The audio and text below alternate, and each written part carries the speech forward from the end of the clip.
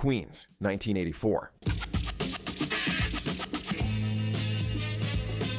A 14-year-old girl walked into a studio with nothing but a cassette recorder and raw skill. Demolished one of hip-hop's biggest crews over their own beat and sparked over 100 response records that changed the game forever. Her track moved 250,000 copies without a major label. Then hip-hop erased her from history. Number 15. Breakdance, Electric Boogie by West Street Mob, 1983. Out of Philadelphia came a track that turned every basketball court and parking lot on the East Coast into a breaking battlefield. Synthesizers punch through like air horns, while the Apache sample gets chopped into rhythms that made linoleum floors dangerous, drum machines snapping with clockwork precision that B-Boys couldn't resist. Joey Robinson Jr., son of Sugar Hill Records founder Sylvia Robinson, led this crew, but family connections meant nothing without skills, and they had skills for days. The record moved over 50,000 copies in the Philly and New York areas alone, dominating underground circuits without touching mainstream radio. If you were breaking in 1983, you knew this record the way DJs knew their crates. Essential, unavoidable, the soundtrack to every cipher. But here's the tragedy. When electro-funk gave way to harder boom-bap by 1986, West Street Mob couldn't adapt. They released more singles, chased the sound that was leaving them behind, and faded into the background as hip-hop evolved past their moment. This track remains the perfect snapshot of when hip-hop still sounded like the future, arriving through blown speakers. From that electric party fuel to something that proved rap could tell actual stories. Number 14. The Bubble Bunch by Jimmy Spicer, 1982. Rockin' to the beat. Dig it.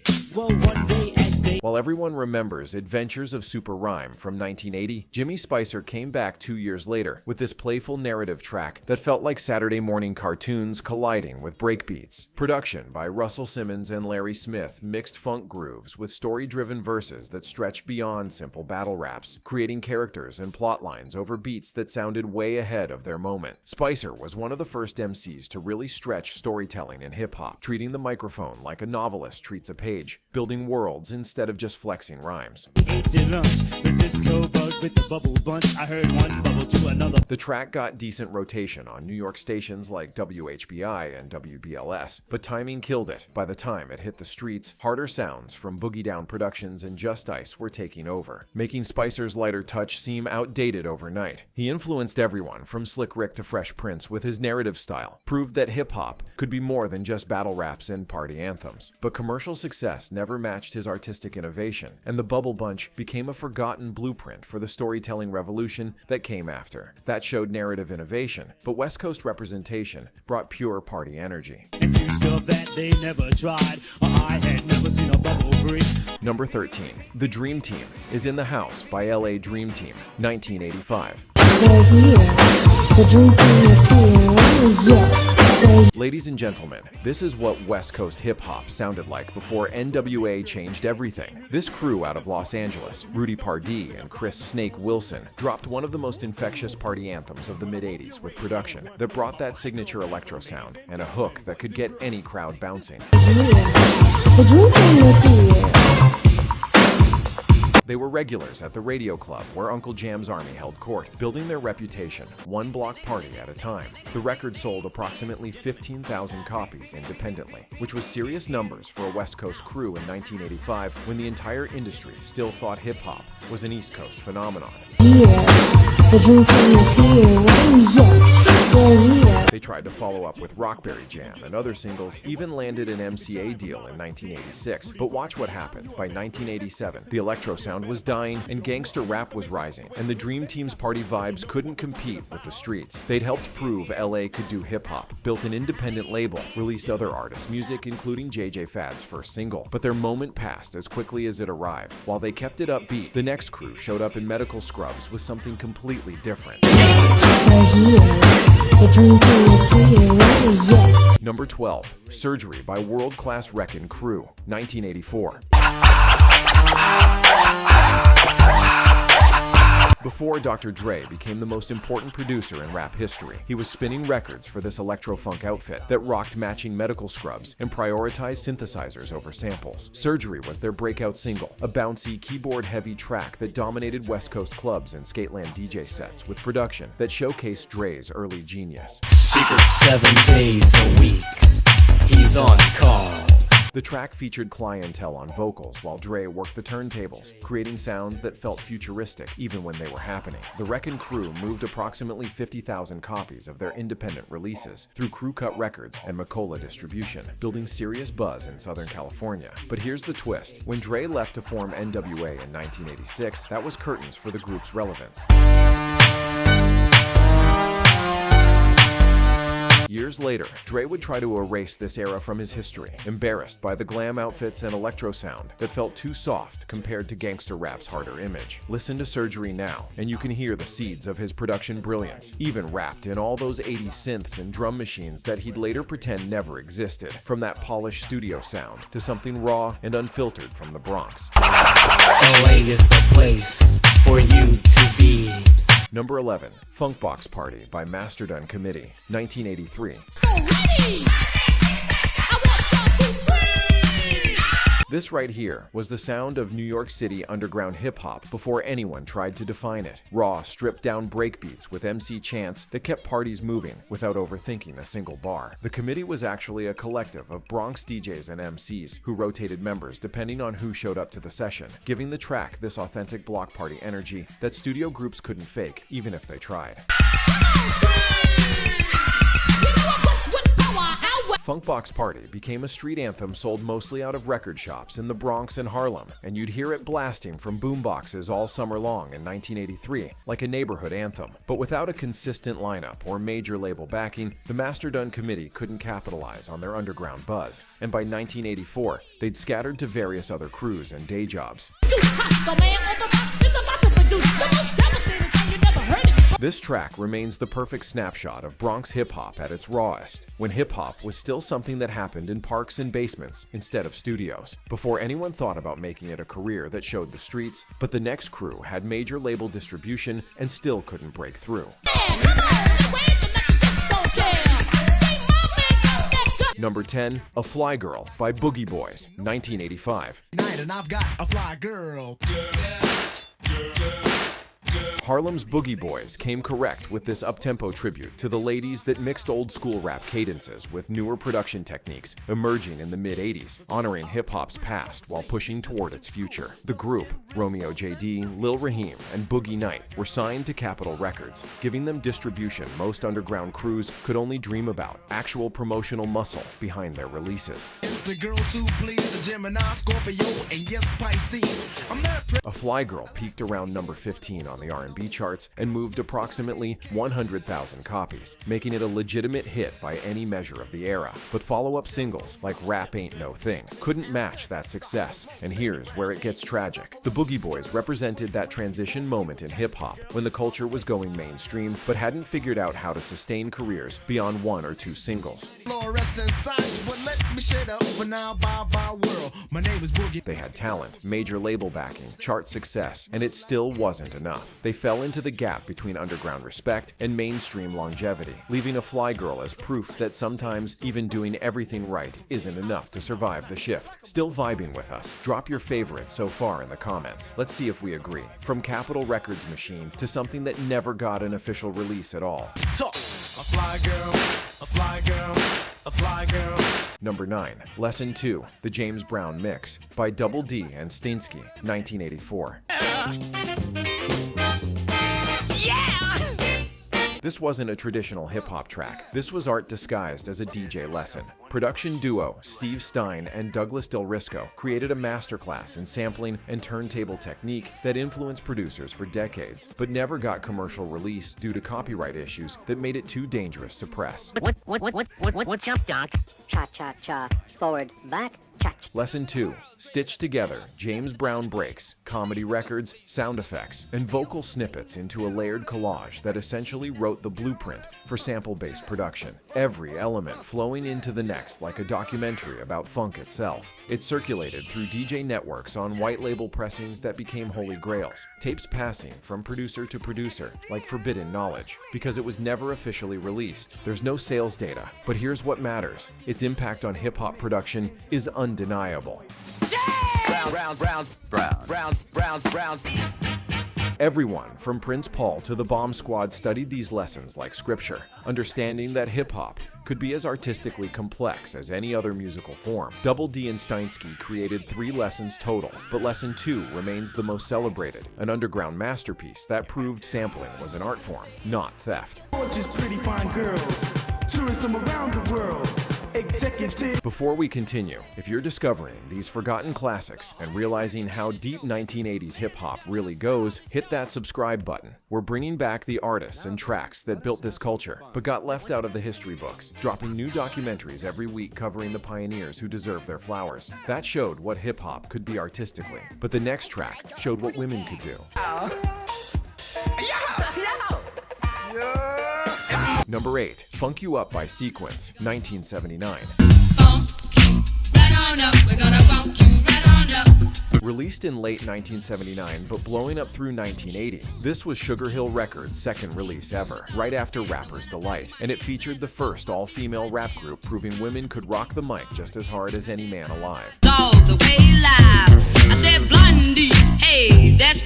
Cheryl the Pearl, Angie B, and Blondie traded verses over that same live band Disco Funk Foundation as early Sugar Hill productions, the bass line refusing to quit for over 6 minutes. The record moved over 50,000 copies in its first few months, becoming a regional hit and establishing the Sequence as genuine pioneers, the first women on wax in hip-hop history. The Sequence, 'cause I'm supersonic, I'm a 3x tonic when I'm not down. But here's the heartbreak. Despite being the literal first female rap group, despite proving women belonged in hip-hop from day one, the Sequence never broke through to mainstream success the way Roxanne Shanté or MC Lyte would later in the decade. They dropped a few more singles, toured with the Sugar Hill Gang, and disbanded by 1982, leaving Funk You Up as their lasting contribution to proving hip-hop had space for everybody with skills. Boogie, boogie, goodbye. And you heard the raps of Blondie, and it was Angie B would later become Angie Stone and find R&B success in the 90s, but most people have no idea she started here, creating the blueprint for every woman in hip-hop. They proved women could compete, but the next crew proved technical skill was evolving fast. Number 7, The New Rap Language by Treacherous 3, 1980. And on the mic, we turn it out, your ladies right without a doubt. And if you don't believe it, shoot it, check out how. Before they joined forces with Spoonie G on the legendary Love Rap, Treacherous 3, Cool Mo D, LA Sunshine, and Special K dropped this showcase of pure microphone skills that demonstrated how complex MC technique was becoming in the early 80s. Very, yeah, my favorite flavor's cherry. Oh my God, it's fame and glory, but I never tell a story, only. The new rap language featured rapid-fire delivery, internal rhymes, and breath control that was light years ahead of most cats on wax at the time, essentially creating the template for technical rapping that Rakim and KRS-One would perfect later in the decade. Listen to how they trade verses, each bar packed with syllables that other MCs weren't even attempting yet, flows that treated the beat like an instrument instead of just a backing track. The record became a street favorite and sold steadily through independent distribution. But Enjoy Records didn't have the promotional muscle of Sugar Hill, keeping Treacherous 3 underground despite their obvious superiority on the mic. They'd have more success after moving to Sugar Hill in 1981. But the new rap language remains the purest document of their skills, a forgotten gem that proved hip-hop was evolving beyond simple party rhymes into something technically sophisticated that demanded respect. Technical prowess met smooth storytelling when this MC created the player archetype.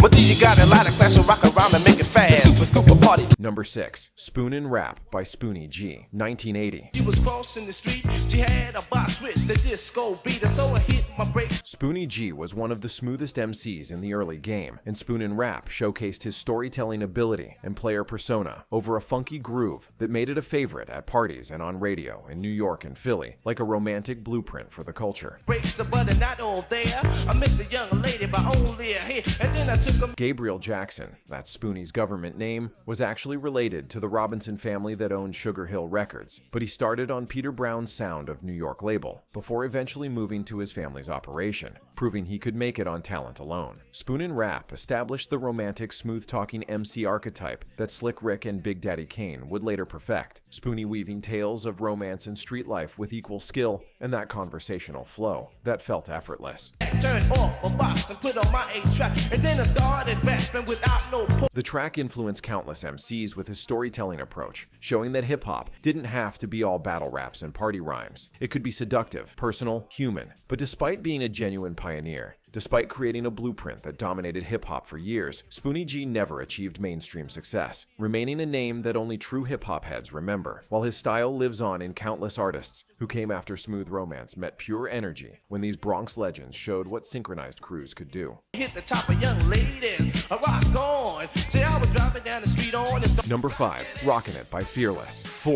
1982. Rockin' it, yeah. Coming out of the Bronx with energy that could power a city block, the Fearless Four, Peso, Tito, OC, and DLB dropped at this up-tempo banger on Elektra Records that showcased the raw party rocking style that made them underground legends at venues like Disco Fever.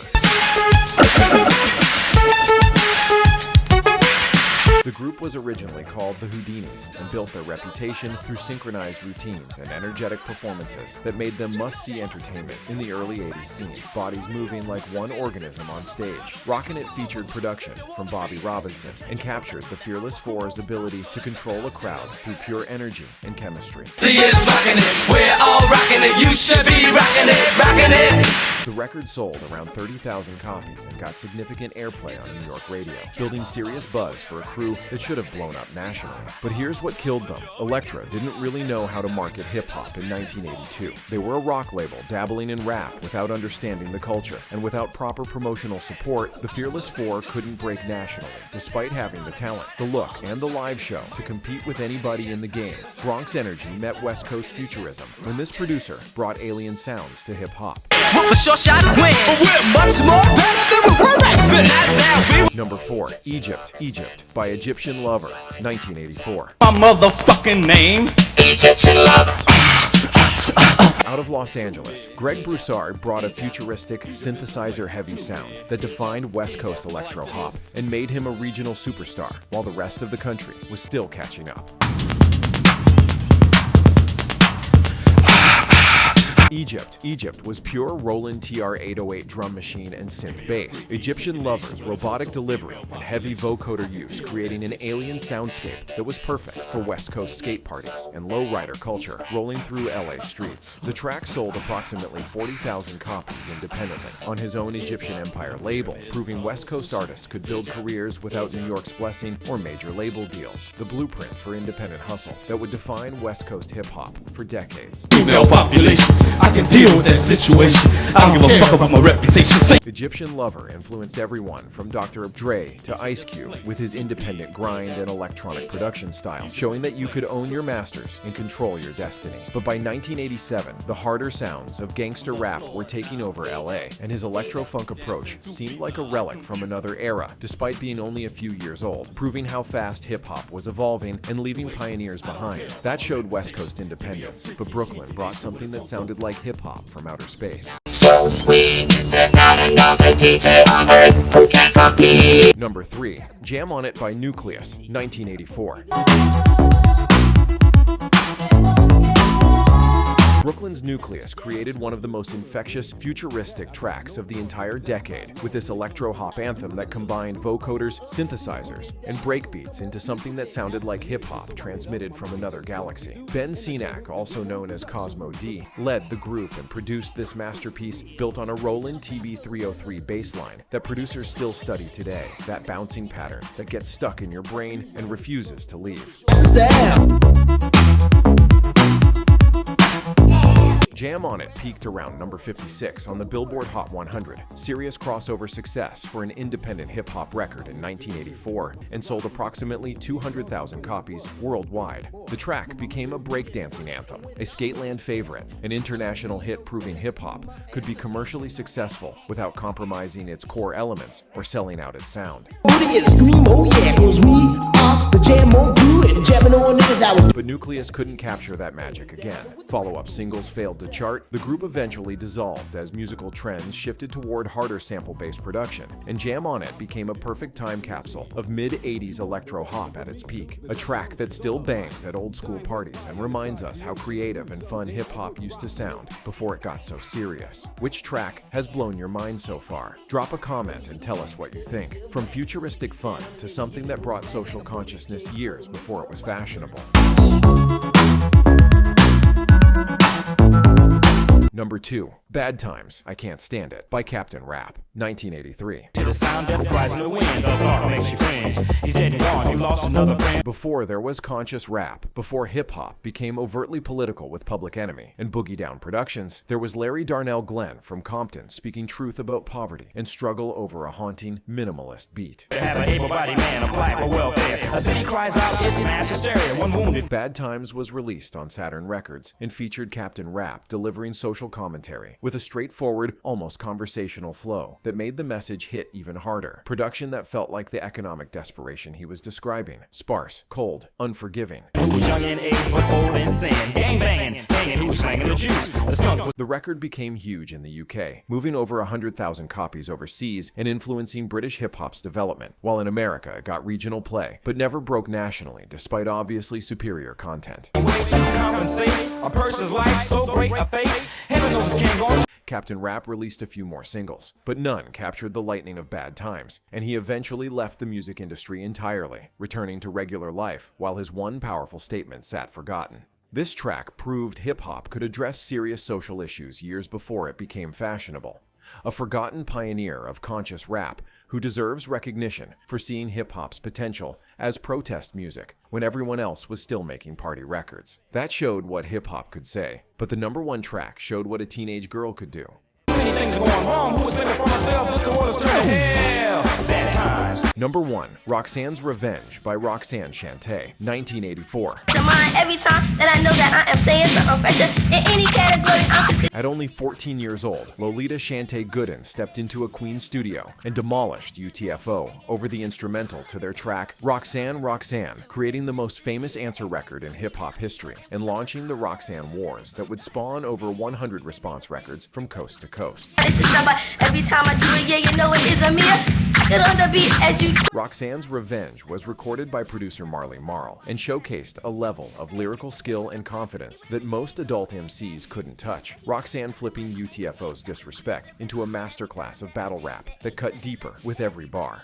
He ain't really cute and he ain't great. He don't even know how to The track moved over 250,000 copies independently on Pop Art Records, 250,000 records without major label distribution, without mainstream radio, without anything but raw talent and word of mouth spreading like wildfire through the streets. The success of Roxanne's Revenge made Shanté a star overnight, led to appearances on television and radio, and proved definitively that women could compete with men bar for bar in the rap game without any compromise. and my hands start to clap, but every time that I see him, everything he says, he rockin' to the. But here's the tragedy that makes this number 1. Despite being more talented than 90% of MCs working in 1984, despite selling hundreds of thousands of records independently, and despite being a genuine cultural phenomenon, Roxanne Shanté is mostly forgotten today outside of hardcore hip-hop circles. She's been reduced to a trivia answer instead of being celebrated as the teenage genius who proved women belonged at the center of hip-hop, not the margins, making Roxanne's Revenge not just the best one-hit wonder of the 1980s, but one of the most important tracks in establishing that this culture had room for everybody with skills, regardless of gender or age. I say I'm just like a disser.